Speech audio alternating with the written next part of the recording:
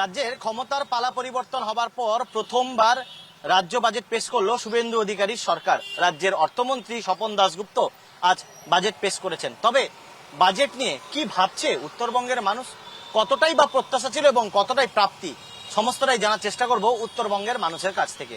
এটা তো খুবই ভালো জিনিস নর্থ বেঙ্গলের জন্য যদি এটা হয়, আর এটা অনেক দিনেরই আশা ছিল।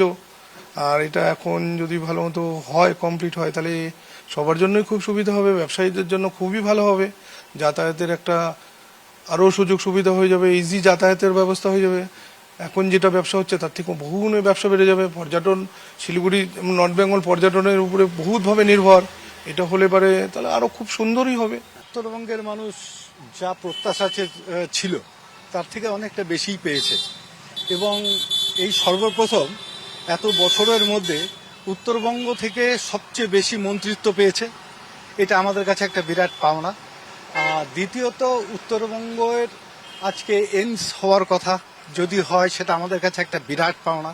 কেননা আমাদের বেসিক প্রায়োরিটি হচ্ছে শিক্ষা, স্বাস্থ্য, কর্মসংস্থান।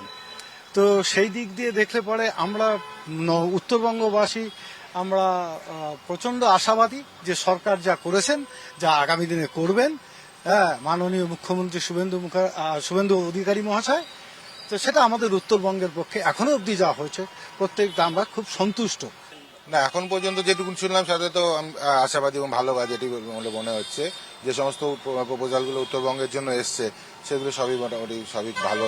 যেমন শিলিগুড়ি জলপাইগুড়ির যে মেট্রো প্রকল্প প্লাস হচ্ছে, এখানে আমি আর একটা সাজেস্ট করবো এর সাথে, যদি এর সঙ্গে লোকাল ট্রেন, যেরকম কলকাতা এবং শহরতলির সাথে লোকাল ট্রেন চলে ইলেকট্রিক, সেরকম ইএমইউ যদি এখানেও চালু করা যায়, কুচবিহার, আলিপুরদুয়ার এই সমস্তর সাথে বা ডুয়ার্সের সাথে, সেটা একটা প্রপোজাল আমি দিতে চাই।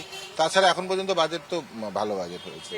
2009 সাল থেকেই উত্তরবঙ্গের মানুষ ভরসা করেছিল গেরুয়া শিবির অর্থাৎ বিজেপির দিকে। তাই রাজ্যের যখন ক্ষমতার পালা পরিবর্তন হলো, উত্তরবঙ্গের মানুষের বহু আশা, আকাঙ্ক্ষা এবং প্রত্যাশা ছিল। তবে এবার রাজ্য বাজেট পেশ হতে অনেকটাই খুশি উত্তরবঙ্গের মানুষ, কারণ মানুষের যা প্রত্যাশা ছিল তার চেয়ে অনেকটা বেশি প্রাপ্তি।